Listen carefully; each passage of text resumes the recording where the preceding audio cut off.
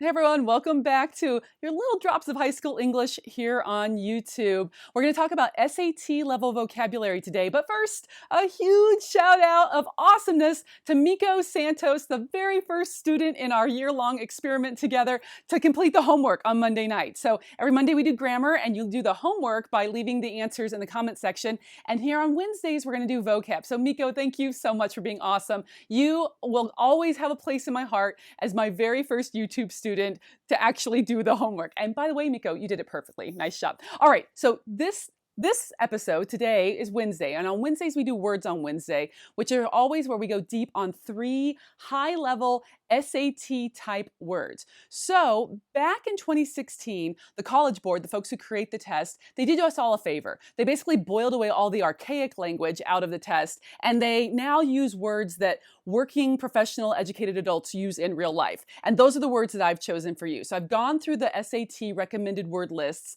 and I've plucked out the ones that I think are really useful beyond the test. So even if you're never going to take the SAT, that's fine. These words will serve you well in just raising the caliber of your conversation when you're in professional correspondence. So each week on Wednesdays, I'm going to give you 3 of these words. We're going to go deep on them. We're going to spend some time on them. And the next slides will show you what we're doing there.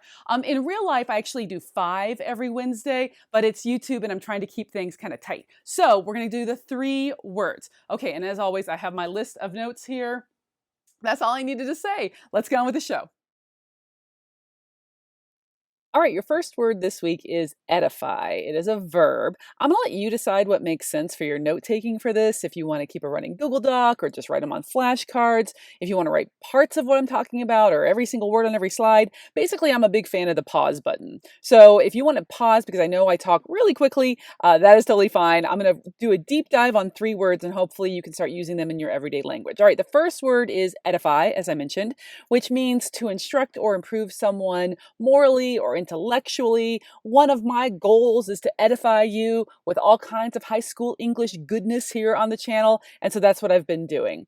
As I'm talking about the word, I hope that you're bubbling up some synonyms or antonyms that might work. So I'm going to show you the ones that I've come up with, but it's kind of cool if you hit pause, write down your own guesses to a synonym or an appropriate antonym, and then see how close you come to mine. But as we kind of get into this Words on Wednesday routine, hopefully you'll get used to just hitting that pause button, writing down the slide content, making your guesses, and then here we go. So your first synonym antonym, for synonyms, I'm going to go green is go, and then red is stop for antonym, which means opposite. So your synonyms, the words that closely mean the same thing, would be to educate or to instruct, right? That's kind of what teachers do.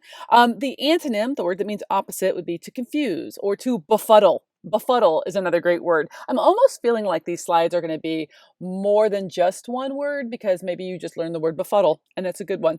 To confuse, just to make things really milky cloudy for folks. No, we want to do the opposite. We want to edify. All right, and then on the second slide that I give you, I'm going to give you my sentence. A teacher's main task is to edify her students. Certainly that's my goal. And then what your assignment is, if you choose to accept the challenge, is to leave your own original sentence using edify in the comments below. I'll do my best to respond if this channel blows up, which, come on, it's high school English on YouTube. It's not going to blow up. But if it does and it gets to be too much, maybe you guys can help me out and just monitor each other's sentences, give them an attaboy or attagirl if you like the sentence. Always school appropriate sentences, y'all. I got teenagers all over the place on this website, so we want to go ahead and keep things clean. All right, second word, here we go, Felicity. Felicity is a noun. It is the state of being joyful, so joyfulness or happiness. You sometimes might have met a woman. It's a girl's name, Felicity, with a capital F, obviously. There was a TV show with that curly-haired girl. I want to say it was like in the 90s. I should look that up. Felicity. It was like a teen drama kind of show. But Felicity doesn't necessarily mean a girl. It just means joyfulness or happiness, a great deal of felicity. Working with you brings me a great deal of felicity. All right, synonyms and antonyms. Again, don't be afraid to hit pause before I show you mine. Here we go. Cheerfulness or delight. The opposite, of course, would be sorrow or misery. All right, my sentence for this one. My dog yapped and wagged her tail with great felicity when I arrived home from school. I love my dogs. They just, they're so happy when I come home, just nothing but love. All right, I want you to hit pause, leave your sentence in the comment section below. And here comes our third word of the week. Third and final word, veracity. Veracity is also a noun, means the state of being truthful and straightforward. We can verify, if that helps you with the same root right here. Veracity means the same as trustworthiness or honesty. If someone has a great deal of veracity, we believe them.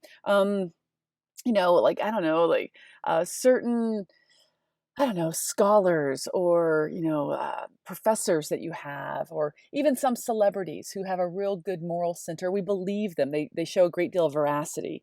Versus the antonym, which would be deceit or dishonesty. Like a used car salesperson does not hold a lot of veracity with me. All right, here is my sentence for this one. The police doubted the veracity of the suspect's alibi. He couldn't prove anything, so they thought he was lying. All right, and then you're going to leave your third sentence for me in the comments below. Let's see how you use veracity, Felicity, and, oh my gosh, what was our first word? Man, Laura, edify. There we go. And use edify in a sentence. Leave it for me in the comments section below. I'll be back on Friday with Freestyle Friday. Something fun coming at you, a little drop of high school English, and then always on Monday with those mugshots, mechanics, usage, and grammar. All right, like, subscribe, tell a friend, and have a wonderful Wednesday. I'll see you guys on Friday. Bye.